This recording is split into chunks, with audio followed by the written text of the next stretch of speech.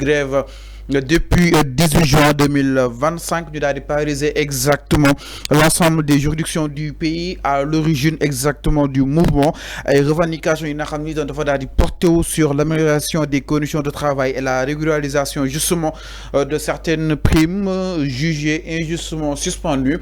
Nous avons fait que compteur 0 franc lañ fa fekk maanaam viré ñu exactement seen ay salaire donc cependant suñ sukkandikoo si li nga xam ne justement Senenews ces greffiers sont retrouvés avec des bulletins de paiement affichant un montant nul. Une mesure que ces derniers considèrent comme une réponse, comme une répression syndicale.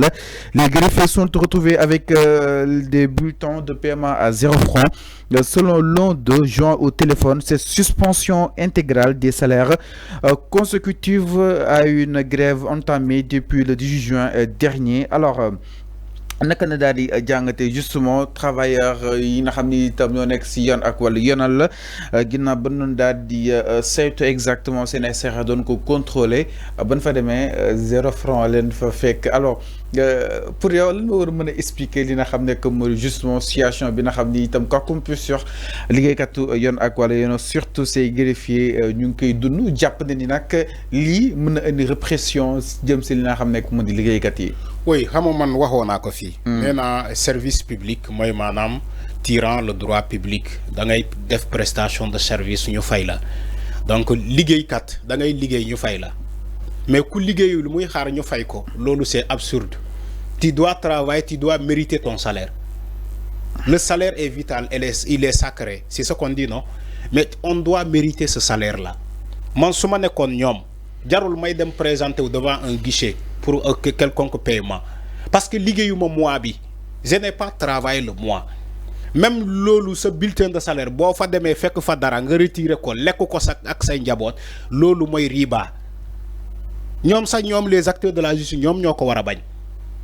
Li nga liggéeyul waruñu la ko fay kenn du la fay li nga liggéeyul quand même. L'administration c'est-à-dire que nañu waxante dëgg un fonctionnaire il est payé avec l'argent du contribuable sénégalais ay impôts yu ñuy ramasser ci nit ñi moom la ñuy jël di fay les salaires là des fonctionnaires. Yow nga ne liggéeyoo sénégalais yi impacté ñi dem ay tribunal pour wut ay casier judiciaire ay certificat de bonne vie et mœurs ay ñiy xaar ay décision de justice mënuñu ko am parce que dañuy ne les acteurs de la justice sont en grève.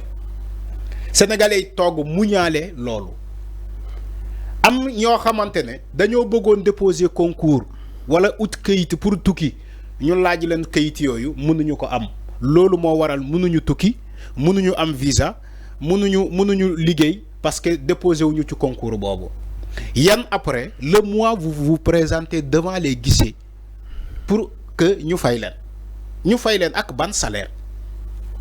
Mais yow liggéeyoo ngay réclamer état mu fay la état lan lay fay. Mais soyons honnêtes avec nous. Madiaba Diagne, les salaires du mois de juillet 2025 des grévistes membres des personnels judiciaires sont suspendus. La mesure risque de provoquer une radicalisation des grévistes. Il est temps que les deux parties, État et syndicats, se mettent autour d'une table pour discuter exactement. Ah, moi, d'accord, non, ils doivent discuter. Là, je suis d'accord. Ils doivent discuter.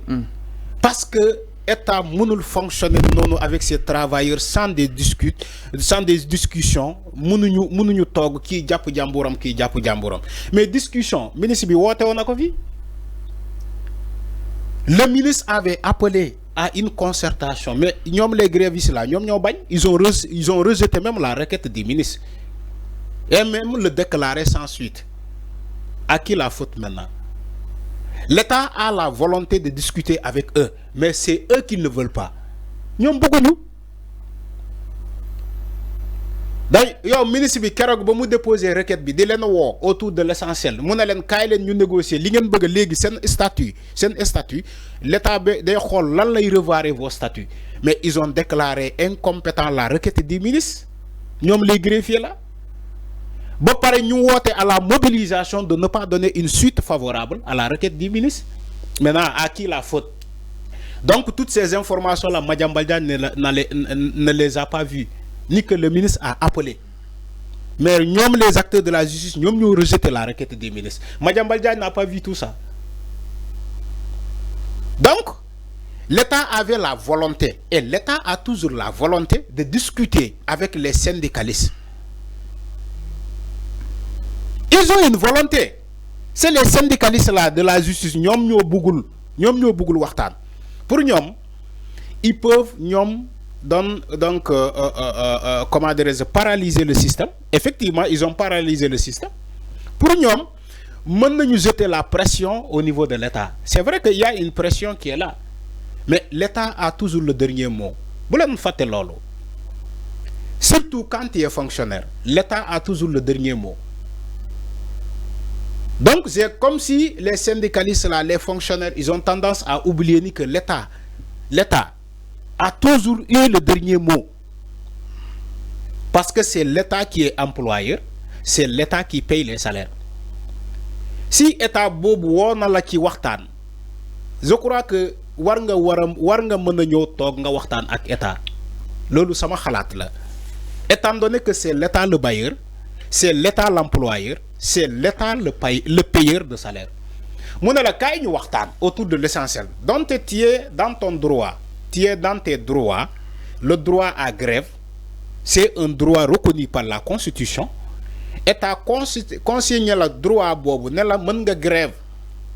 Mais boy grève ba ñu woo la ñu ne la kay ñu waxtaan autour d'une table ñu waxtaan. Mais da nga wara ñëw waxtaan. Da nga wara ñëw waxtaan. Chaque chose a une fin. Gis nga man dama japp ni que waxtaanuñu moo tax ñu réeroo ñàkk waxtaan moo tax ñu réeroo. Mais tu veux demander ton statut, nous améliorer quoi, d'accord.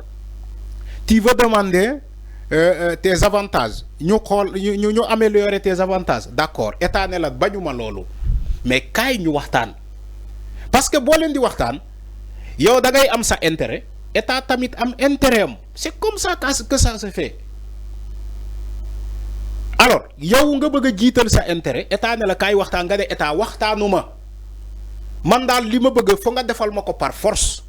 État ne la non du lolu parce que man may État dama gérer beaucoup de syndicats. Dama gérer beaucoup d'employés di len fay salaire. Yow sa syndicat yaa ngi grève kay ñu waxtaan. Comme syndicat enseignants yi comment dire SAES KISEMS ba ñuy grève État ne len kay len ñu waxtaan ñu ñëw waxtaan autour d'une table. Mais syndicat des comment dire des médecins ba ñuy grève État woo leen ne leen kaay leen ñu waxtaan dañoo ñëw waxtaan ba trouver des solutions.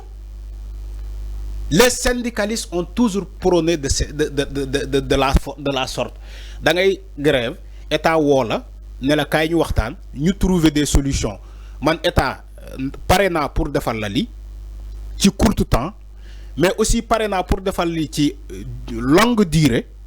Nous avons d'ici quelques mois nous soulager lolu mais par contre li liñ ma laaj mënuma ko def parce que il faut un langage de sincérité. État ne la par contre li mom da fay diis ci man suma sañon nga xolaat ko parce que mënuma ko réaliser comme ça. Après bo len paré ngeen signer le protocole. Mais quand le SYTJUST les travailleurs de la justice ils veulent aller en grève, ils font la grève sans écouter personne. Ils font la grève sans écouter personne. On les appelle, ils disent qu'on ne négocie pas. Moi, ça, c'est de leur faute. Bu fekkee ñoom dañuy dem fayé ko fekk ñu fa xaliss, c'est de leur faute. C'est pas de la faute de l'État. Parce que État woo na leen ñoom ñu bañ ñu ne duñu ñëw. Après la grève persiste.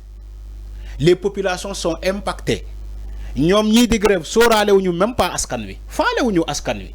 C'est comme si ñom bokkuñu ci askan wi. C'est ça le paradoxe. Ils sont pas sérieux. Tout le monde, tous les Sénégalais. Mais Fallo, tu fais le constat. Ñom ñi di grève kan mo lay soutenir? Sénégalais. Non, Sénégalais soutenir ñu len. Sénégalais soutenir ñu len ben yoon. Au contraire, leur grève est décriée par la population. Je ne sais pas si vous vous en rendez compte. Leur grève est décriée par la société, la population. Parce que la population ne peut pas imaginer des gens qui vont en grève. un mois sans écouter personne. C'est pour cela qu'ils ne sont pas soutenus par la population. Aujourd'hui, on parle de ponction de salaire. Tu ne vois pas la société, la population manifester ou pour dire qu'on n'est pas d'accord. Tout le monde s'est tué. Sénégalais yëpp dañoo noppi ci seen ponction de salaire. Amaana sax ay Sénégalais dañuy taxaw di naan waaw kay lii mooy yoon. Man j'ai vu beaucoup de commentaires hier.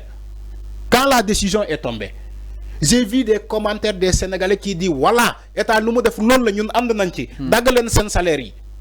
J'ai vu des Sénégalais témoigner pour dire à l'État li nga def noonu la daggal seen salaire dagg leen seen salaire ñoom ñëpp mais loolu bu amee ñoom les grévistes kon war nañu mën a xoolaat seen bopp foofu laay jeexalee. mi non exactement par rapport ak li nga xam ne que moo di ces grévistes donc nag ñoom fekk nañ seen compteur 0 franc ba noonu dem fayeeku ji nag ba leen fàttali état bu Sénégal dina fay entre le 26 peut-être ba le 29 gisuñu dara concrètement peut-être ñi xool ma xam ay waxtaan du am waaw wala déet alors ñu daal di ñëw si leneen du côté de la régie ginnaaw